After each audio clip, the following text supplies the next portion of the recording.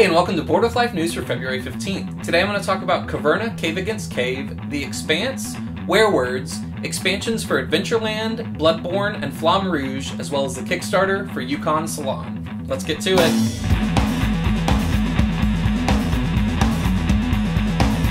Hey, I'm Chris. Welcome to Board with Life News. Up first, we got word that Uwe Rosenberg is working on Caverna, Cave Against Cave, which is a smaller two-player version of Caverna, the Cave Farmers. It's not really a version, it's a different game. He's done this with Agricola and Le Havre as well. It just uses some of the same mechanics and the same theme, but it's a two-player game that plays in about 45 minutes. In it, each player is going to have individual little cave mountain boards that they're working to excavate and dig for precious metals and build rooms and stuff like that. I really like these little games. They have a lot of the feel of the bigger versions of the games, but they play a lot faster. They're kind of sleekly designed. I'm a big fan of them. This one is planning to come out in second quarter of 2017 in Germany, and Mayfair will release it in America following that. Not sure if it's going to come out at the same time or shortly thereafter. WizKids announced The Expanse.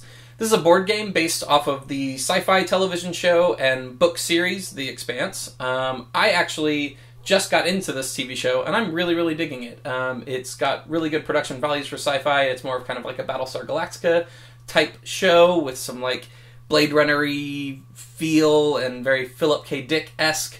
That's kind of neither here nor there, but it's a good show. You should check it out if you're interested in sci-fi stuff.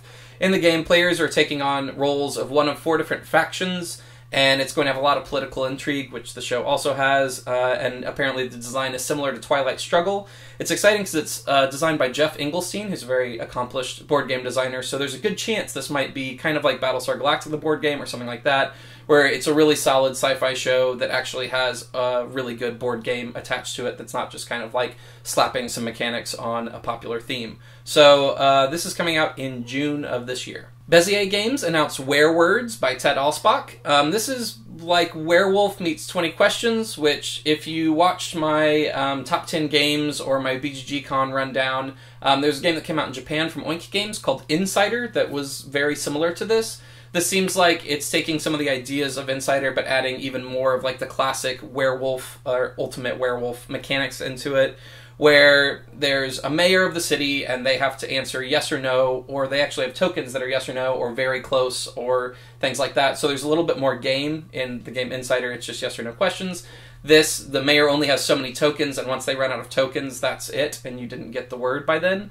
But there's a werewolf who also knows the secret word, but they're trying to subtly lead people astray by asking questions that get people off course. This has an interesting twist where the mayor themselves, the person answering the yes or no questions, could also be the werewolf, so that's pretty cool. You're also going to have the seer and a bunch of other classic roles that you're going to be able to combine in. Insider's a game that worked way better than I expected it would have. It was a lot of fun. It was one of my favorite games of last year. So I'm excited to see kind of maybe the next evolution of it where it's a little bit more modular. You can change it up a little bit more. You can expand it for bigger groups, things of that nature. So I'm pretty excited about this one. We got a whole bunch of expansions announced, so I'm going to just run through those pretty quick because we don't have a lot of information on any of them, but I wanted to hit on them. Adventureland is getting a new expansion, King and Princess. This is going to add 3 new adventures: Kidnap of Princess, Uprising of Fog Creatures, and Rescuing the King. That's all the info I have now. Basically, it just expands the different scenarios you can play in the game. Eric Lang tweeted this week that he's working on an expansion for Bloodborne the card game. He's co-designing it with Chris Chung, who's the designer of Lanterns the Harvest Festival, which is kind of interesting because Lanterns is I think the only game Chris Chung has published, and that's like a very elegant, simple game where Eric Lang normally works on kind of more mechanics-heavy games. So that'll be interesting to see kind of how they work together and what comes of that.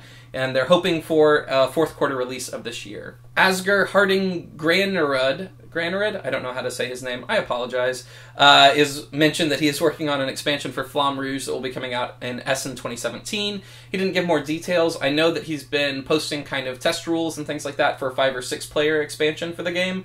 I would be all over that. Obviously, I love Flamme Rouge. It was my favorite game of last year. And being able to fit 6 players would be great because it's so quick playing, and I always really wish I could be playing with more people. So I don't know if it's a 5 or 6 player expansion or different tracks or some combination of the two, but he is working on it, and it's coming out at Essen. Hopefully, Stronghold Games is bringing over Flamme Rouge, so hopefully they bring the expansion over real quick. Otherwise, I'll have to get it from Germany. This week's Kickstarter is for Yukon Salon. Yukon Salon is a small box game for 2 to 4 players. In it, players are stylists in the Yukon, which means that your clients are either grizzly bears or lumberjacks. So it's kind of a funny, quirky theme. In it, you are either styling the hair of a grizzly bear or the beard of a lumberjack. It's got some push your luck elements where you have to roll dice over your combination of points on your cards in order to get the points, but then there are cards that have special abilities that let you mitigate the dice. So it seems like a pretty quick playing, very fun push your luck game that has a really great theme, and the artwork is really kind of pushes that theme in a fun way. So I'm pretty excited about it. It's $15 right now on Kickstarter. All right, that's the news for this week. Thanks so much for tuning in. Make sure you subscribe to this channel. Make sure you follow me on social media. I'm at Bryan Games on Twitter and Instagram. Huge thank you to my Patreon backwards, as always, for supporting me and allowing me to bring this show to you every single week. This week's question comes from @a4manartist via Twitter, and they ask, what themes are currently trending? Normally, when I think about this question, I have a pretty quick answer. And I was thinking about it, and I haven't seen a theme that's really caught on in recent years, like outside of the normal stuff with like Lovecraft and zombies and pirates. But even thinking about those, I feel like there aren't quite as many, certainly not quite as many zombie games, and I feel like there might be less Lovecraft games coming out. I don't know. So the only one I could really think of that I think has had an uptick in the past couple of years is Sherlock Holmes. He's been used in a bunch of different games, and now we're getting like weird mashup games like Sherlock Holmes cat games, like I talked about last week. So Sherlock Holmes as a thing that's grown in popularity, and like Consulting Detective has had a whole resurgence. So Sherlock Holmes is the only one I could really think of that like recently in the past year or so has like I've seen more of. And maybe I'm just missing something. You can certainly comment below what themes you're seeing that are kind of like new and popular, or maybe I'm also like I've just gone blind to all the zombie games coming out, and that's why I don't feel like there's many, because I don't even look at them, because, like, come on, get a better theme. But, I don't know. So, yeah, let me know in the comments below if you think of a theme that I've missed that's currently popular. All right, thanks for tuning in, and I will see you next week.